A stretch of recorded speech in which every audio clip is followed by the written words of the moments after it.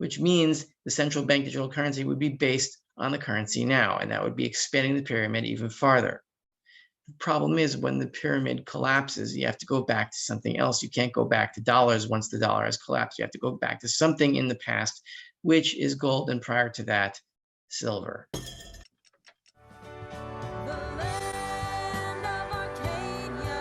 Well, hello there, my friends. Rafi here from the End Game Investor, coming at you with this week's silver report for Arcadia Economics. Let's begin with a little bit of a trivia question. The dollar is at 107 on the dollar index. The last time the dollar was at this level on the Forex markets was in October of 2002. And where was silver back then? Was it anywhere near where it is now, around $20? No.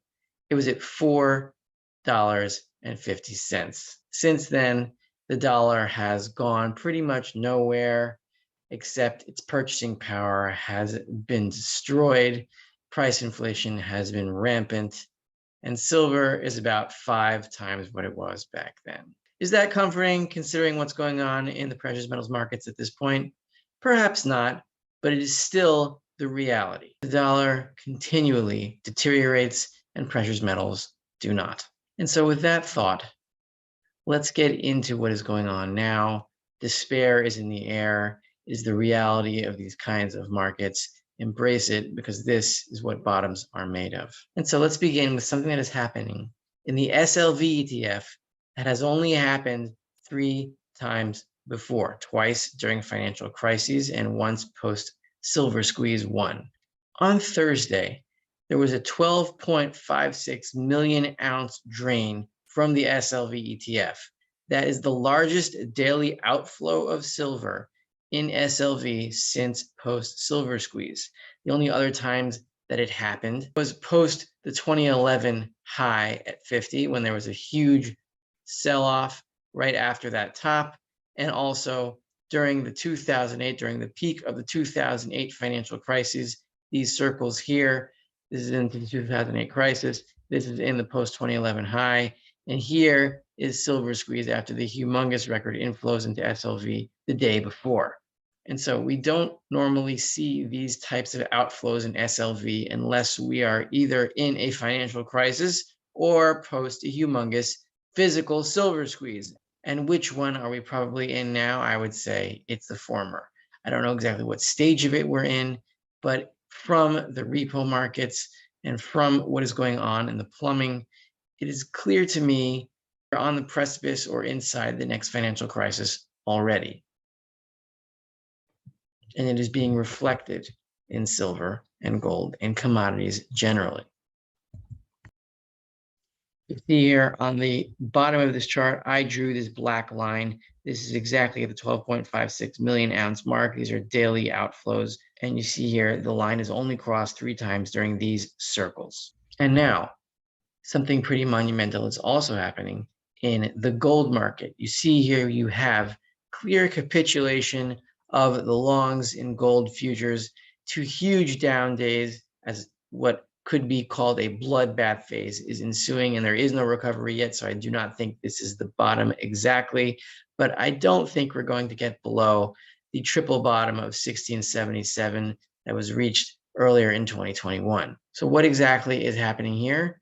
We're seeing a huge capitulation, and still during those days, the same trading days from July 1st to July 5th, that is the first huge bar here, huge down bar here, we saw an increase in open interest of 3,546 contracts, which means the shorts are not covering, and they are not able to, because there are so many buyers at these levels that they are snapping up the offers, and the shorts have no alternative but to sell more contracts short at these phenomenally low levels. The same thing happened yesterday on Wednesday, which would be 2 days ago if you're watching this now. We closed at an open interest of 503,238. That is a change of 5,000, an increase of 5,000 contracts, even though there's a massive sell-off in gold, which means that the buyers are taking these orders very quickly, and this leads to firm bottoms in the past. Generally, when the spot price of the paper markets goes down, that's when the banks cover their shorts because there aren't many buyers, there are just sellers, and that allows the shorts to close their positions, buy their contracts back, and open interest strings. That is not happening this time. Only 3 times since 2008 have physical premiums been so high. The first was during the 2008 crisis, and this is the same chart that I show of standard junk premiums, meaning constitutional silver, junk silver from pre-1964. One is during the 2008 financial crisis when premiums hit around 40%. That record has not been broken yet. And you have here the bear market bottom of 2015, 2016, when premiums hit just under 30%. And here also during the 2020 financial crisis. Now, we've had a steady and strong increase in premiums since Silver Squeeze 2021, when premiums went from about 3% to now around 27%, and they are climbing still. Demand for physical silver keeps rising as the spot price falls. Next, we have another inversion in the yield curve. We saw it back in April, but it quickly shot back up to around 0.4. This is the difference between 10-year rates and 2-year rates. The long-term chart of this, you would see that it goes below 0 right before a financial crisis.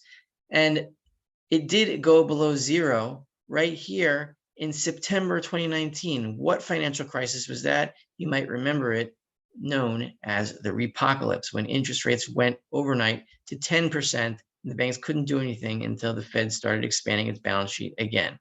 Now, the Fed recently stopped expanding its balance sheet. It is now about static, close to $9 trillion, and hasn't expanded in, I think, 2 or 3 months.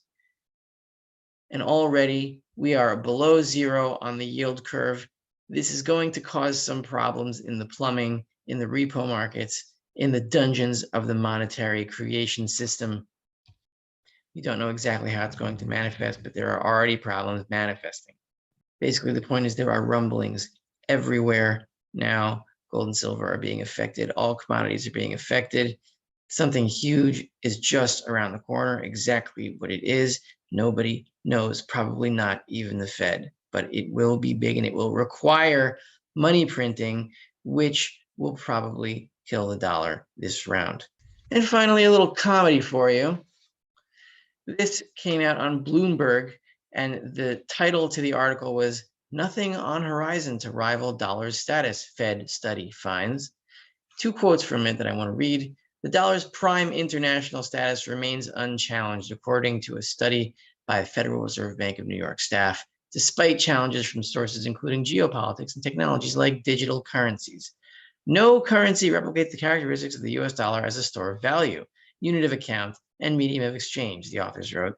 "Moreover, US assets are viewed to be safe and liquid and have withstood the effects of global shocks. Except that the Fed does not consider gold or silver to be currencies. They consider them to be commodities. And so they did not check their facts against those 2 currencies, only against other currencies that are actually based on the dollar itself." So while the Fed has been looking in the wrong direction, thinking that cryptocurrencies are the threat to the dollar, they are not. Why is that? I struggle to understand why central banks or anyone else thinks that central bank digital currencies are anything fundamentally different from the system that we have now.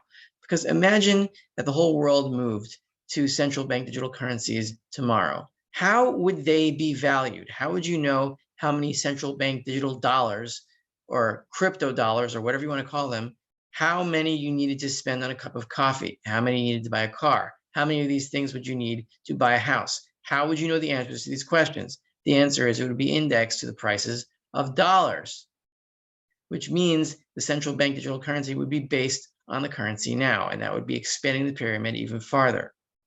The problem is when the pyramid collapses, you have to go back to something else. You can't go back to dollars once the dollar has collapsed. You have to go back to something in the past, which is gold, and prior to that, silver.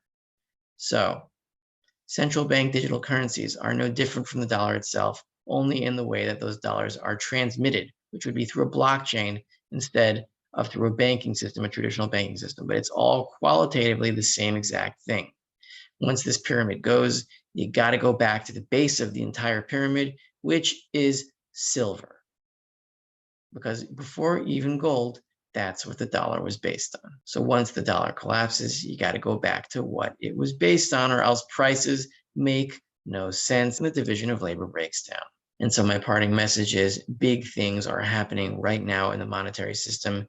It's going to cause instability in everything, including in precious metals, and you have to be ready and able to buy the dip.